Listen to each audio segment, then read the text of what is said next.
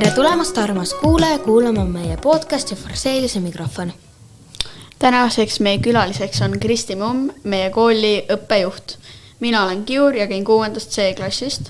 Mina olen Toomas ja ma käin ka 6. C-klassis. Ja mina olen Nele Gabriela ja käin 5. B-klassis. Meie saate teemaks on ahaalik kool. Head kuulamist. Mida tähendab olla ahaalik kool? Meie hakkasime ahaalikuks kooliks kuskil 2015-16 hakkasime asjaga tegelema ja me oleme seda teinud siis Ahaa teaduskeskusega ja ülikooliga, ka Tartu Ülikooliga.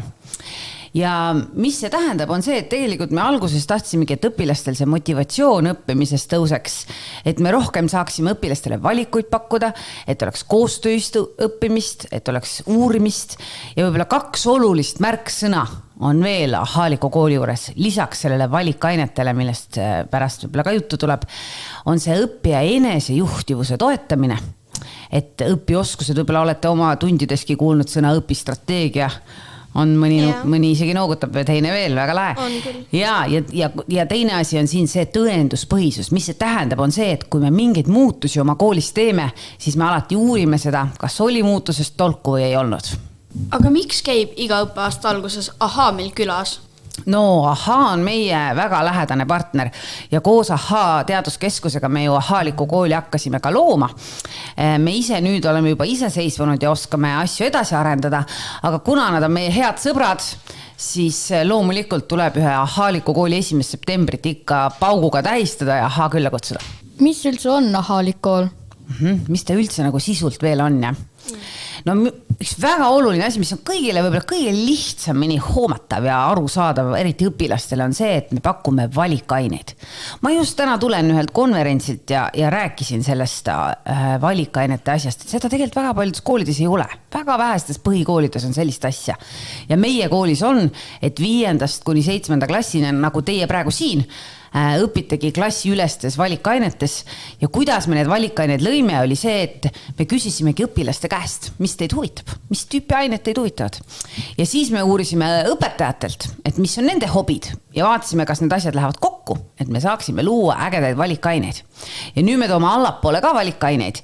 Järgmine aasta avame me võimaluse 3. ja 4. klassi õpilastele klassi ülestes valikainetes käia, et juba nemad harjuksid vaikselt valima.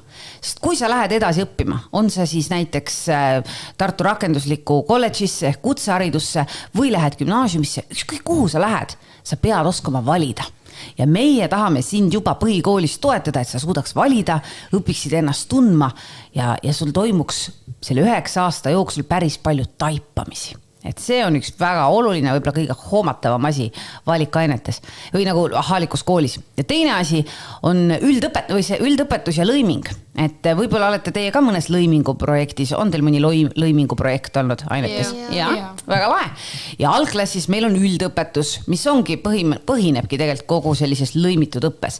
Et võt selline seoste loomine on ka üks ahaaliku kooli oluline tunnus. Miks ahaaliku kooli on üldse vaja? Miks seda on vaja? No siis teine küsimus, eks ole, milleks Tartu Farseilise kooli on vaja, on ju? Ja väga on vaja, sest teil on vaja mõnusat piirkonna kooli, et õppida, eks. Aga miks ta just ahaalik on? Ma ütlen, et ma tahan väga, et 9. klassi lõpuks meie kooli õpilane läheb niiviisi koolist ära, et ta teab, mida ta tahab oma elus, milliseid valikuid teha ja ta oskab õppida. Ja võt selleks ongi ahaaliku kooli vaja. Et sina oskaksid õppida ja teaksid, kuhu edasi minna. Kas telefonivaba koolimaja on seotud ahaaliku kooliga? Siuke huvitav küsimus täna, jah. No, kuna ma ütlesin seda, et meil on väga oluline, et teie peas muudkuu, kui te tunnis olete, toimuks mingid ahaad, taipamine. Siis kui me lubaksime olla vahetunnis telefonis, siis olgem ausad, kõik õpilased kogu aeg istuksidki telefonis, mängiksid. Aju on kogu aeg mingisuguses võistluses, muudku virvendaks kõik ees, sa ei puhkaks. Seega, kui sa lähed tundi, siis sa ei suuda keskenduda. Nii et ma võin sulle öelda, et jaa, meil on vaja neid nutivabu vahetunde väga teha, selleks, et toetada teie õppimist ja selleks, et teil toimuks taipamisi veel rohkem. Miks meie kool üldse alustas ahaaliku kooli programmi või loos selle? See natuke on seotud sellega, et kunagi kunagi enne vanasti olid Tartus selline süsteem, et koolid olid enamik kõik gümnaasiumid, aga siis toimus selline suur muutus Tartu linnas, et tehti puhtad gümnaasiumid ja põhikoolid ka täitsa puhtad, et ei ole 1.–12. klassini, vaid on 1.–9. Ja vot meie kool ka muutus siis 1.–9. klassini ehk põhikooliks. Ja selleks, et teha koolile nagu restart, uus nägu, uus lugu, siis vot sellepärast meie hakkasimegi looma Ahhaaliku kooli, et luua uus omanäoline äge kool. Aga kuidas Ahhaalik kool muudab meie kooli kultuuri? No ma pean ütlema, et see on päris palju muutunud võrreldes sellega, mis ta enne vanasti oli. Et üks on selline suur koostöisus nii õpilaste vahel, nende valikainete näol, lõiminguprojektide näol, üldse mõtlen loodusainetest tehakse rohkem selliseid koostöised ülesandeid, aga ka õpetajate koostöö, et meie koolis meie õpetajad õpivad, meie kõik õpetajad õpivad õpiringides ja see on ka osa sellisest koolikultuurist, et me õpime, me toimetame koos ja oleme üksteisega lahked. Võib-olla kuulaja soovib teada, mis on lõiminguprojekt? See on väga hea küsimus. Lõiminguprojektid on meil loodud 4.–8. klassini praegu, et 9. me pole veel jõudnud. Ja mis ta on see, et meie õpetajad on istunud kokku ja loonud, vaadanud, kus siis nende ainetes on selliseid ühiseid kokkupuutepunkte. No näiteks võtame tööstusrevolutsioon, võib-olla on veidi keeruline näide, aga võtame tervislik toitumine. See on arusaadav näide. Nii, ja tervislikku toitumist, seda teemat puudutatakse näiteks inimeseõpetuses, võib-olla inglise keeles, võib-olla kirjanduses mingis kohas, võib-olla kunstis ja vot need teemad on kõik omavahel seotud, eks ju. Ja vot siis me loomegi sellise mõnusa lõiminguprojekti, kus on üks selline ühine suur tuumülesanne, mida õpilased saavad oma ainetundides teha ja seda sama teemat siis erinevates ainetundides ka õppida. Nii et õpilased näeksid, et tervislik toitumine inimeseõpetuses on sama, mis kunstiõpetuses. Et neil tekiksid need seosed ja lingid. Et sellepärast me oleme need lõiminguprojektid loonud, et seda terviklikku ja süsteemset ja elulist õppimist veel rohkem toetada. Ehk siis ennem tuli jutuks see telefonivaba koolimaja. Ehk siis kui õpilased on vahetundide ajal telefonis, kas siis nagu tuistes tundides nagu ei toimuks seda ahhaad? See võib nii juhtuda, ma täitsa kardan, et see võiks juhtuda, sest sa oled kogu aeg ikka veel oma mõtetega mängus, sest et kui me mõtleme selle sinu mälu peale, siis sinu mälu ei suuda väga paljusid asju korraga meeles pidada. Ja kui sa sinna tundi lähed, selleks, et õpetaja üldse su tähelepanu saab, see on juba päris keeruline niisama. Kui sa veel enne seda oleksid olnud 35 minutit nutitelefonis ja mänginud mänge, no ma ei tea, see oleks tõeline võitlus. Ja ma arvan, et seda ahhaad sul seal tunnis oleks ka palju vähem, sest sa ikka mõtled oma mängudest või võib-olla oled sa kellegagi just chattinud seal kuskil ja mõtled mingist konfliktist, mis teil sõbraga tekkis. Et parem suhtleme silmast silma, uurime vahetunnis niisama mingeid ägedaid võimalusi, jookseme ümber maja, mängime mingeid mänge, et meie vaim puhkaks selleks, et me läheks tundi ja meil oleks veel rohkem ahhaad seal. Mul tekkis ka üks küsimus juurde, et isegi, et meil koolimajas ei lubata olla telefoni, siis miks me õues võime olla, kas ei ole nagu sama halb? Ja vaatame, ma olen suga nõus, see on natuke halb küll, aga me proovisime leida sellist head tasakaalu ja kompromissi, natuke õpilastele ka vastu tulla.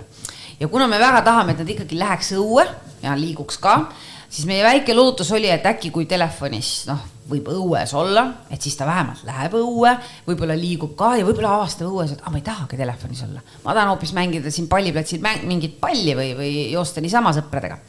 Mida me näeme kahjuks on see, et trepi esises on tihti ühed noored teise kooliastme noormehed või neiud, eks, ja siis nad on seal niimoodi oma pusadega ja mängivad.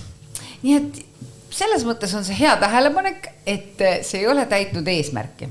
Kas ma saan õigesti aru, et sul on ettepanek, et me võiks ka õues keelata mobiiltelefonid? Ei no, eks ei ole minu öelda. Aga sa võid arvamust julgelt avaldada.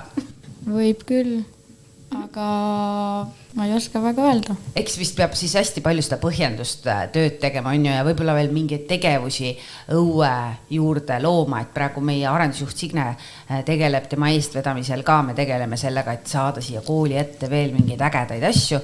See on suur töö, proovime ja äkki kui me saame, siis teeme selle muutuse ka ära. Ja ma arvan ka, et see oleks päris kasulik, et kui tuleb midagi juurde, siis just hakatakse rohkem õues käima ja teisi asju tegema. Just. Aga mida õpetajad saavad teha selleks, et õpilased ei ole toas telefonis, kuna mina olen tihti oma klassivendadelt märkanud, et õpetajad kutsuvad neid korrale, aga ja siis panevad korraks telefoni taskusse ja siis võtavad kohe välja tagasi. Ja see on tegelikult mure ja see on see kokkulepetest kinnipidamise teema. Mida õpetajad saavad teha, on ikkagi see, et tähelepanu pöörata ja tegeleda ja rääkida. Ja kui mina seda näen, siis ma olen proovinud ka nii, et ma lähengi õpilase juurde ja ka vahel astun temaga nii-öelda arutellu ja räägin ja selgitan talle veel niimoodi silmast silma, et miks see meile oluline on. Mitte, et ma tahaksin kiusata, et ära istu telefonis, vaid et seal on sügavam mõte taga. Nii et võib-olla, kui on õpetajal seda jaksu, siis paar sõnaga öelda, et miks see meile oluline on. Aga ma arvan, et me ei saa seda vastutust panna ainult õpetajale, vaid oluline on see, et õppija õpib ära selle, et me peame kooli kokkulepetest kinni. Ja see on palju tähtsam pool. Siis ei ole õpetajal üldse vaja meelde tuletada midagi. Kas ahhaaga on hea koostööd teha? Väga hea on ahhaaga koostööd teha, sest meie kool on selles osas ka eriline, et meil on see võimalus käia ahhaas niiviisi, et õpetaja läheb, planeerib seal tunni ja siis viib lapsed ja siis tehakse seal koos õpilastega tund. Et päris meil on üks valikaine, mis on koostöös ahhaaga ja võib-olla rohkem kui teised koolid me seda võimalust ikkagi kasutame. Muidugi mitte igapäevaselt, et sellist ressurssi päris ei ole, aga ikkagi õpetajad käivad ahhaas, vahel viivad tundi läbi, et see on super võimalus. Ja nüüdki, kui te märkasite, meil on uued toolid siin kooli peal, 2 tükki. Me saime need ahhaalt muide, nii et väga hea on ahhaaga koostööd teha.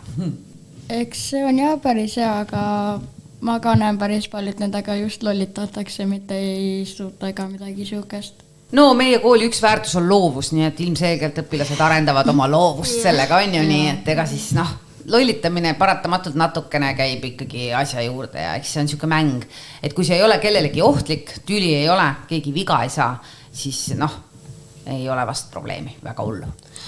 Ja ennem tuli samuti jutuks, et miks käib ahhaa meil iga aasta külas.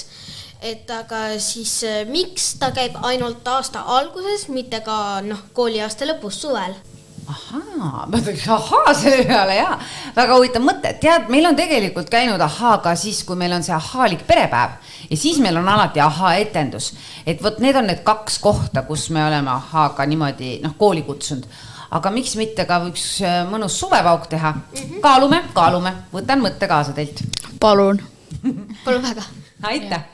Tekkis veel üks küsimus, et miks meil üldse neid valikaineid on vaja ja kuidas need nagu teiste ainetega võrdlevad? Valikaineid ongi vaja sellepärast, et täna, praegu, et te teaksite just, on suur muutus Eesti üldse hariduses, et muutub õppimiskohustus 18. eluaastani, mitte ei ole põhikooli lõpuni, kui sa võib-olla oled 15, vaid kuni 18. eluaastani on sul kohustus õppida. Ja selleks, et sa teaksid, mida üldse õppima minna, pärast põhikooli, siis on suur jama, kui sa pead selle esimest korda selle valiku tegema siis, kui sa oledki 9. on ju ja lõpetad ära. Seega meie tahamegi pakkuda sulle võimalust kogeda seda, et sa saad valida. Sa käid natukene siin, kus me siin praegu lahedas valikaines on ju oleme sisuloojates. Saad natuke seda proovida, kuidas on luua sisu. Siis võib-olla sa lähed õppimine avastades, teed veidi keemiabioloogia katseid, avastad, kas teadus meeldib sulle. Siis lähed muusika valikainesse, siis rahatarkusesse. Sa saad nagu enda kohta rohkem teada. Ja nii on sul äkki ka põhikooli lõpus lihtsam valikuid teha. Ja kuidas need seostuvad teiste ainetega, on selline märksõna nagu õppekavas nagu läbivad teemad ja üldpädevused. Ja võt meie olemegi valikained sellega seostanud, et nad oleksid nagu õppekava läbivate teemade ja üldpädevustega seotud. See on jah päris hea idee, aga mul on ka see, et ma mõtlengi, et me oleme jah alles väiksed, aga ma mõtlengi, et mida ma nagu suurema tegema peaksin või tööd, et ma arvan, et see aitab jah. meil sa ütlesid, et meil on koolis need uued toolid, aga mis meil on veel ahhaaga seotud koolis, kas on üldse? Ja kui me ahhaaliku kooli hakkasime tegema, siis bioloogia, keemia, füüsika klassid, mis meil on, siis need me tegelikult selles mõttes lõime koostöös, et me arutasime, käisime, vaatasime, käisime ahhaaruume vaatamas ja proovisime luua ka need loodusainete klassid, sellised ahhaalikud ja ägedad näiteks. Ja tegelikult ka, ma ei tea, kogu kooli sellised muutused, mis me siin, kas või siin samas raamatukogus, kus me mõnusalt oleme me proovinud luua sellist ahhaaliku keskkonda just sellel tasandil, et kui sa tuled siia, sul on mõnus helge olla, sul on hea õppida siin, sul on hea toimetada, et siin toimuks rohkem taipamist. Näiteks siin on nagu need mingisugused pesad ja siis veel see ülemine, see ka, kus käidakse raamatut lugemas. See on väga äge minu arust ja mõnus. Ja, ma olen suga nõus täiesti. Aga mul on näiteks selline mõte, õigeni ennem siia valikainesse tulemist siia sisuloojatesse, siis ma juba esimese valikaine ajal juba teadsin, et pärast seda esimest ma tahaksin siia tulla. Aga ma jõudnud kiiriti ringi vaadata, et minul on näiteks hobiks tantsimine, et kas siin on nagu ka tantsimisega seotud valikaineid ja kui ei ole, siis ma teen ettepaneku, et järgmine kooliaasta võiks ka õpilastel küsida, mis on nagu nende huvid ja mida nad tahaksid teha. Tead, me küsime seda tegelikult iga poolaasta lõpus, ma ei tea, kas teie jaanuaris poolaasta lõpus me ka küsisime valikainete tagasisidet ja siis meie õppekorraldaja analüüsib seda tagasisidet ja me vaatame sellele otsa. Näiteks tark arvuti kasutaja tuli meil nüüd juurde, mis on päris lahe. Et eks vaata nüüd ka, kui meil, mis ta nüüd mai lõpus, kui teil see aine ära lõpeb, on ju, siis te kirjutate kõik tagasisidet, kuidas aine meeldis ja mis ettepanekud teil või juunis, põhimõtteliselt lõpeb, on ju. Et mis ettepanekud teil veel uueks õppeaastaks on. Siis me loeme neid ettepanekuid ja me vaatame, et mis hakkab nagu korduma. Et kui väga mitmed toovad ikkagi välja, et tahaks tantsida, võt siis me paneme õpetajatega pead kokku ja vaatame, et proovime luua mingi tantsuga seotud valikaine. Et me ikkagi päris vaata õpilasi on üle 100 ja kui kõigilt tuleks erinevad ettepanekud, nii palju me ei saa valikaine tuua. Et me ikkagi vaatame seda, et mis hakkab korduma ja võt selle loome. Kui vana on ahhaalik kool? Nii, me hakkasime asjaga tegelema 2015, praegu on 2024. Mis te siis pakuksite? 9 aastat. Ja kuskil nii ta ongi, ma ütlen, et 15-16 oli selline ettevalmistusaasta, võibolla paraja käigu panime paremini sisse 16. Me oleme siuke kahe vahel praegu, kuidas seda luua, aga oleme arutanud küll, et 10 aastat saab täis ja varsti peaks tegema mingi ägeda ahhaaliku kooli peo, sest et juubeleid tuleb ju uhkelt tähistada.